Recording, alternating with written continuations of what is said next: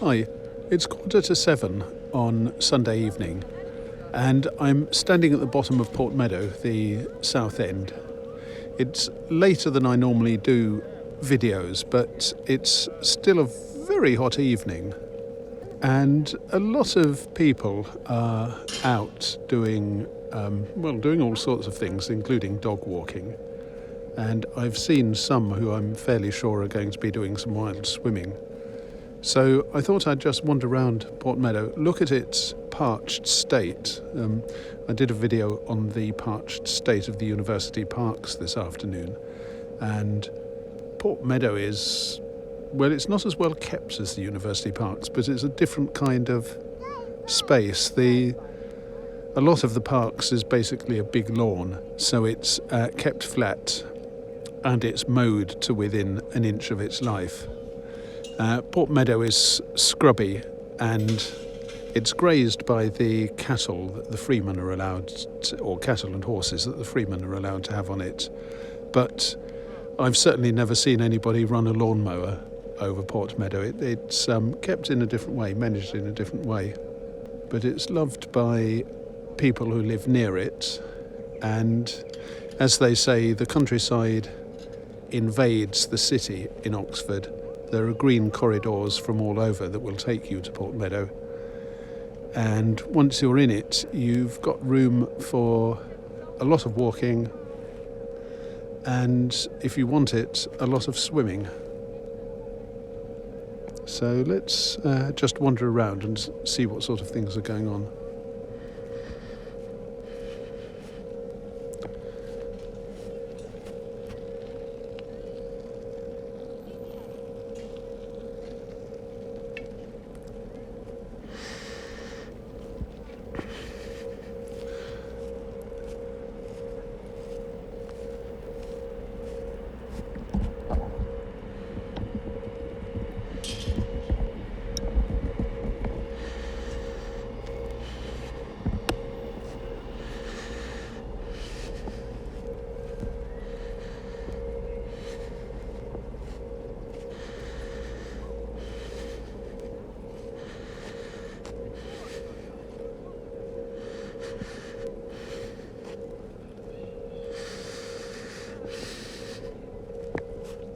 The ground is easily as dry and as broken in cover as anything in the parks.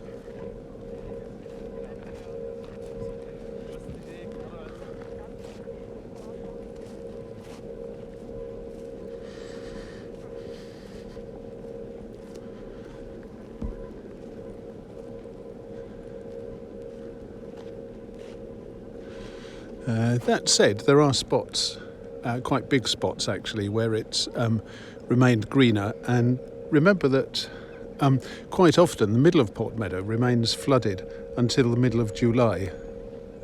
It's floodplain, it doesn't give up its water easily.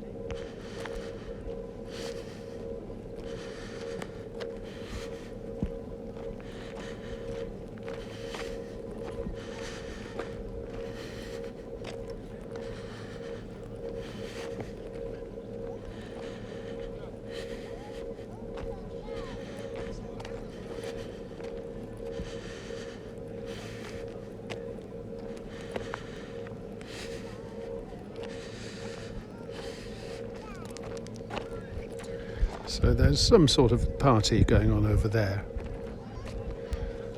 And I remember once when I saw a group of students in a gathering of a similar size, and they asked me not to video them because they were afraid of the university doing them for celebrating exams, for trashing, where people who finished exams throw things like champagne and party string over each other.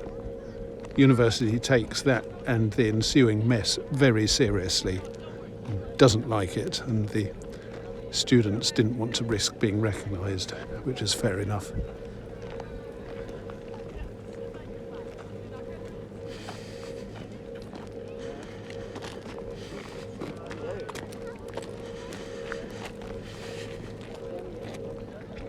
Now, to be honest, I would not do that. I wouldn't sit on that grass, at least without some easily cleanable, impervious covering underneath me, because firstly, it's not flat.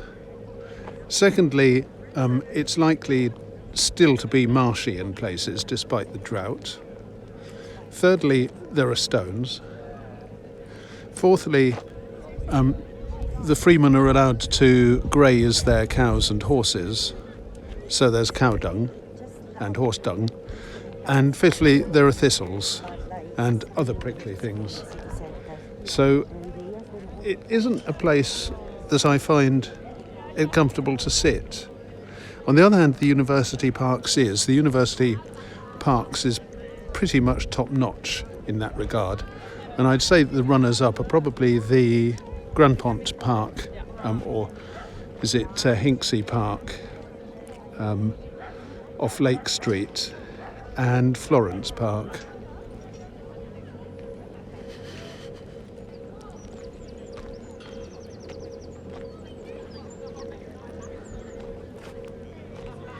I like sitting outside and reading, so I've accumulated a lot of knowledge of the local microclimates. And the one thing about the university parks is that you do sometimes have to beware of wind.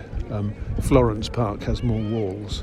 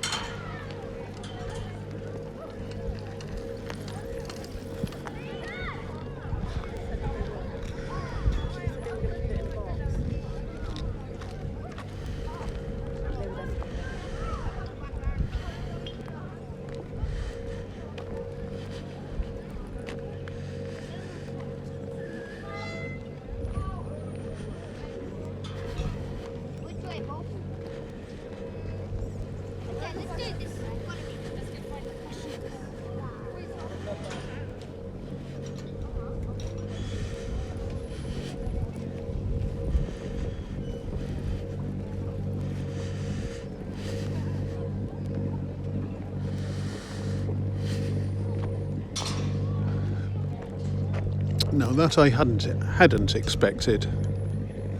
I'm not sure whether that's some form of algae or whether it's duckweed, which is a small, I think, monocotyledonous plant, very tiny, with basically just 2 or 3 little leaves and some sort of hair roots that extend into the water, but very good at extracting what it needs.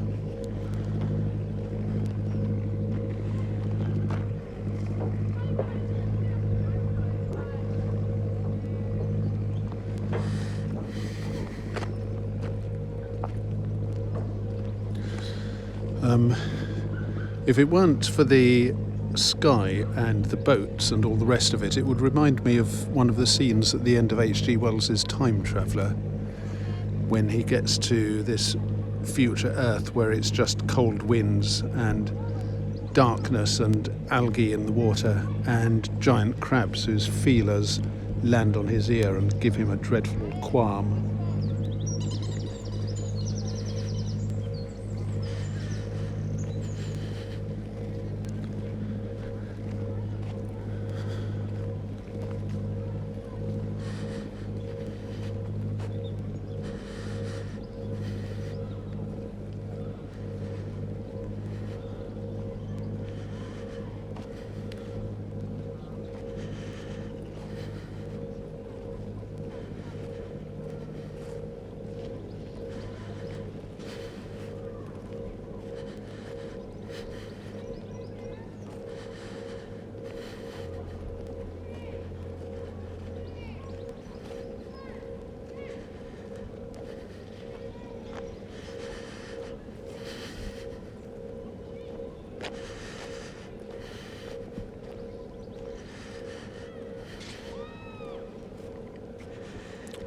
Now there's a cow, and I know it's a cow rather than a horse because it's sort of square, whereas horses are more pointy. And that's something I learnt when learning to draw cartoons. Make cows square.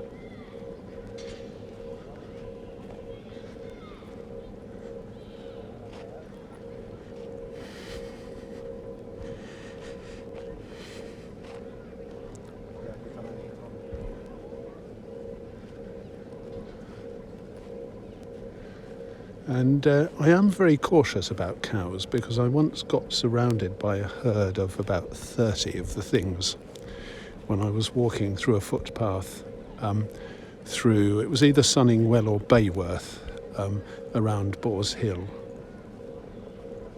And I had to sort of back off and back out very, very gently to avoid spooking them and being trampled. I'm not saying they wanted to trample me, but they were so close that they could have crushed me just by moving towards each other. It was quite frightening.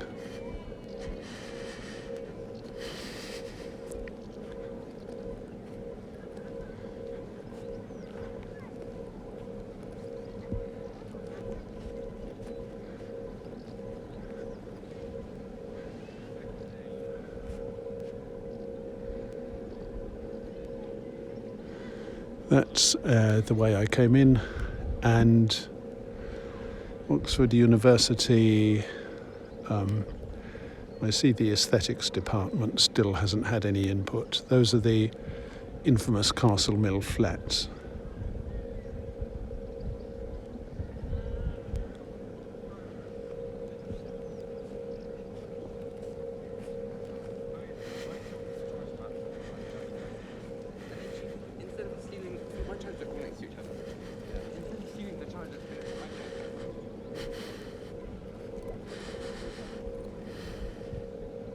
Now that cow looks as though it's been paddling.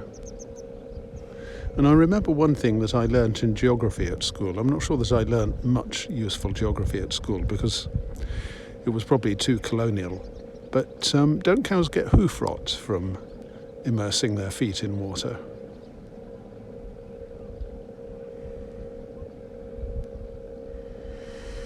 Notice the way they're both looking at me and waving their tails.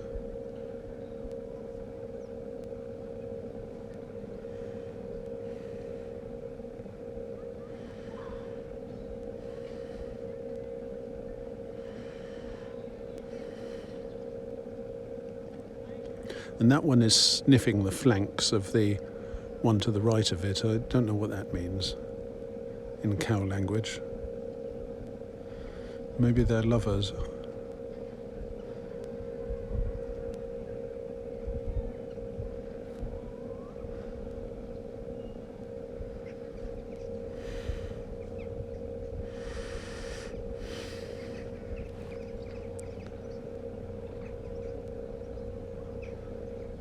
Looks as though they're going off for a quiet tete-a-tete somewhere.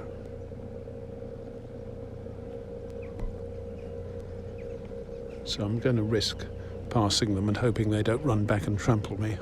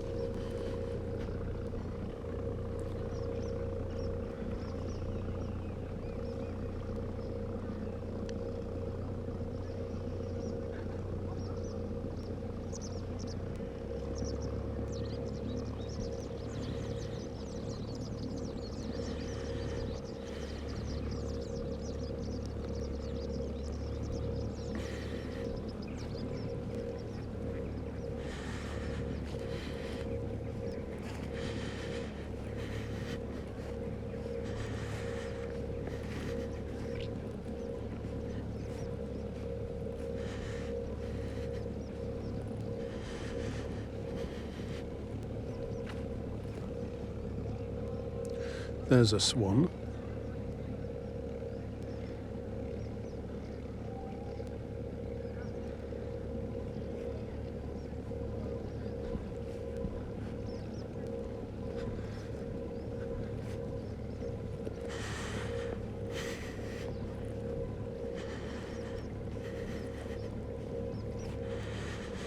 if you could crawl along the ground, you could feel with your feet. I can feel with my feet actually, because my soles are fairly thin, which is quite instructive. The ground cover here, ground cover in the sense that grass is a ground cover, is quite thick and quite impenetrable, and it isn't grass.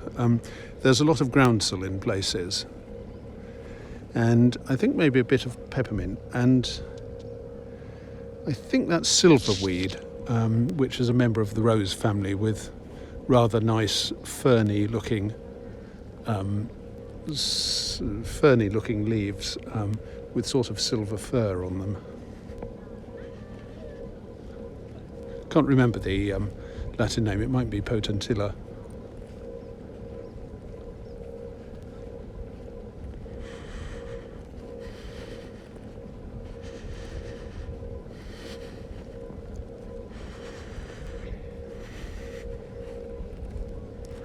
But it does feel pretty robust, and as though it would stand up to a good few cows, which I suppose around here is actually the evolutionary point.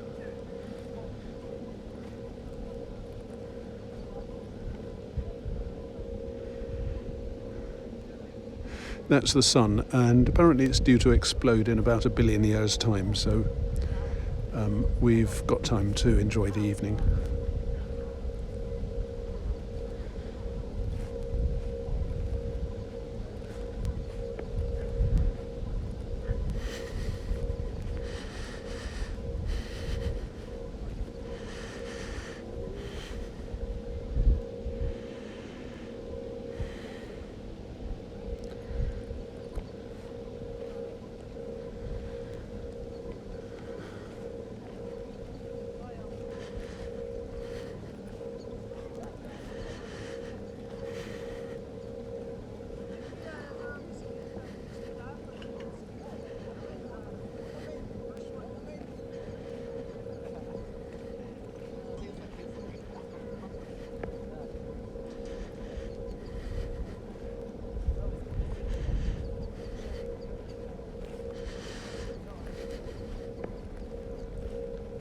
I don't know what this reddish brown stuff is, but it's very distinctive and you see quite a lot of it.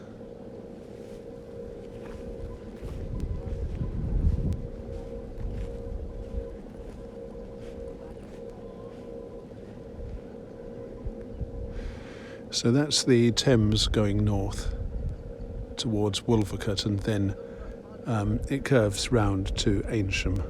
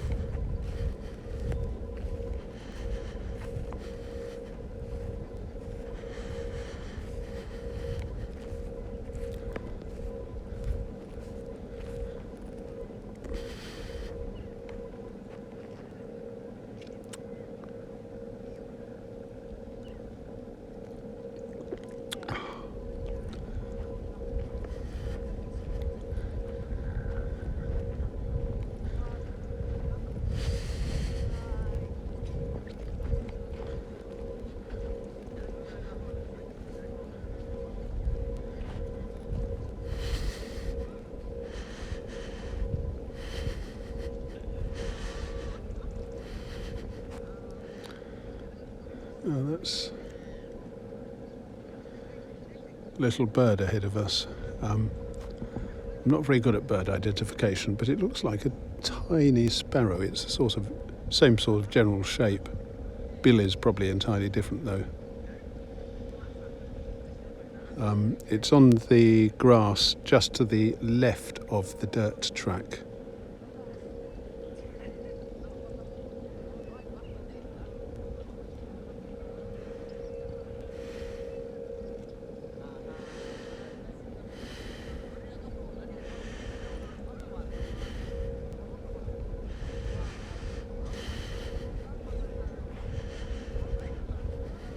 Oh, there's two of them. Maybe they're lovers like those cows.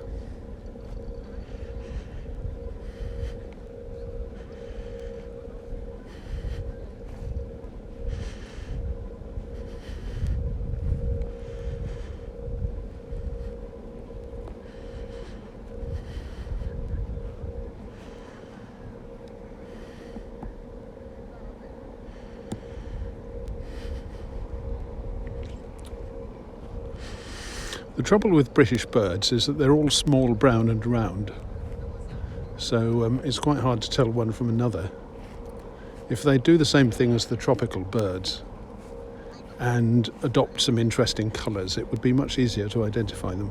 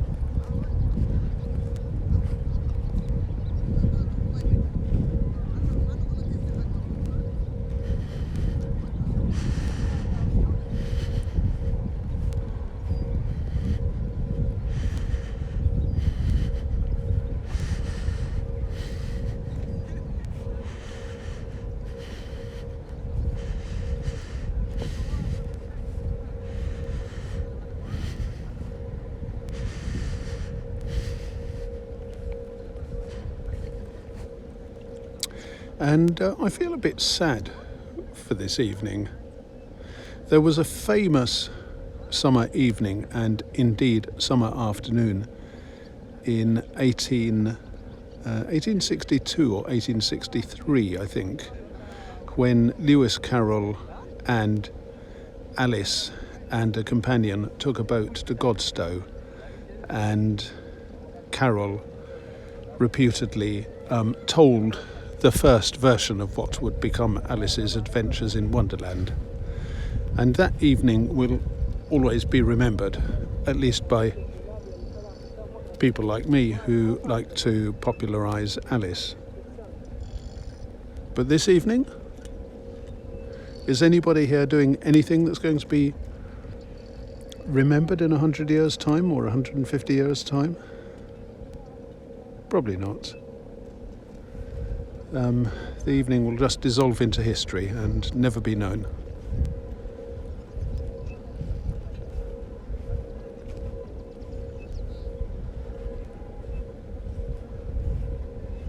And all you'll be able to say about it will be there were some people on Port Meadow and they looked at the Castle Mill flats and they thought really the university should have better taste.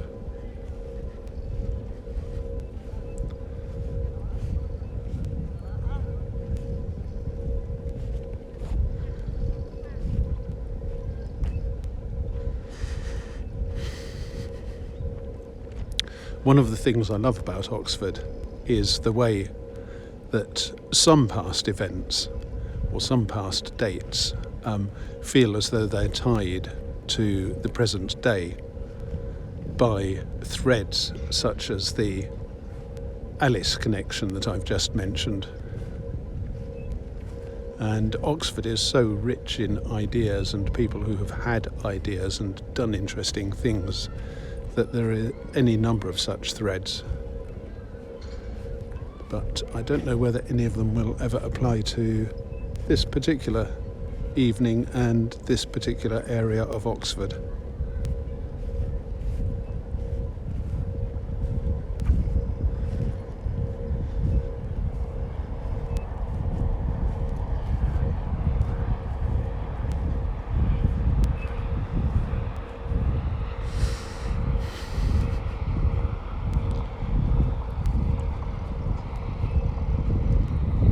There's that red stuff.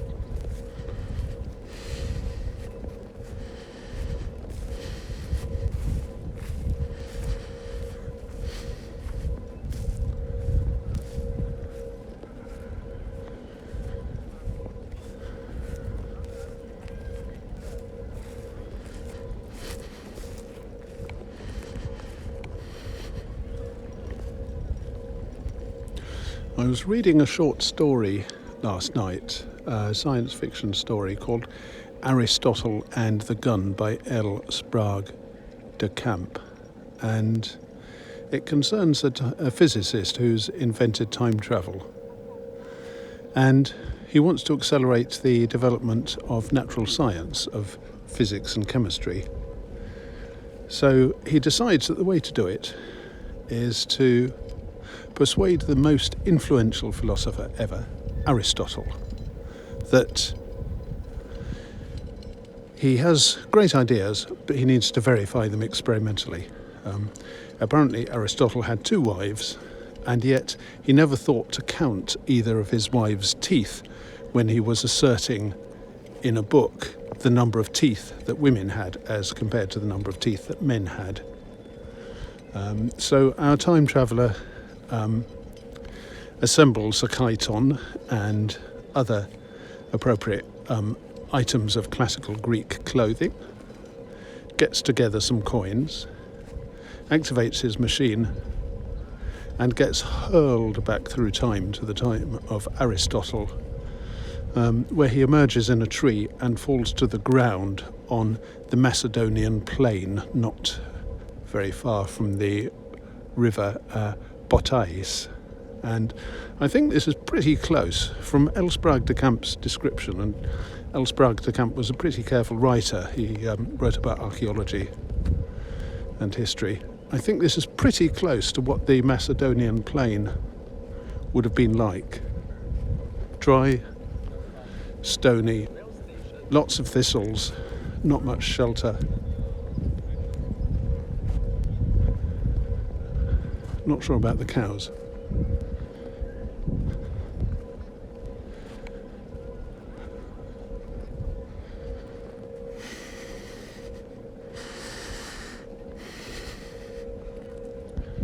I was in Wolvercote once, standing on the northern margin of Port Meadow on the Godstow Road, and a cow kept looking at me and licking its lips, and that was most off-putting.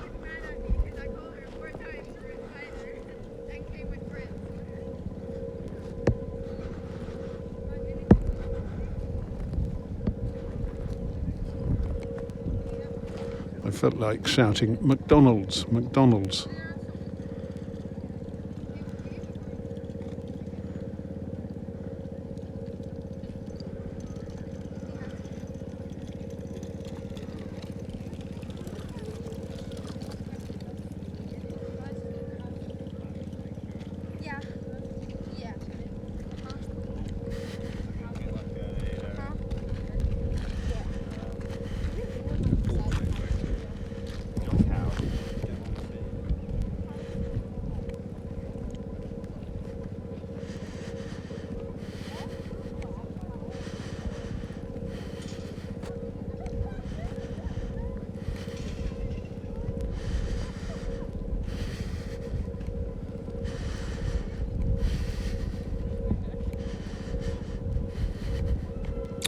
That, by the way, is Willow Walk.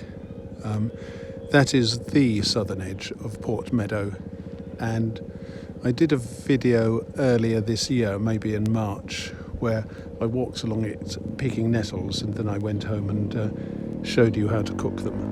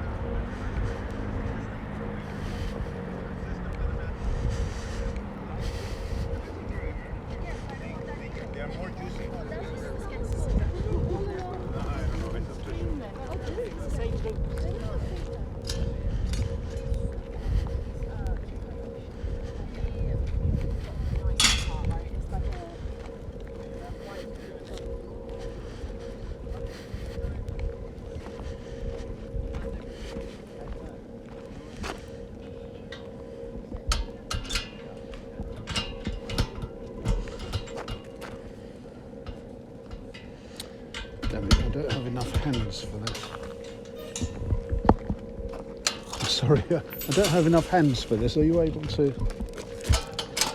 Thanks so much.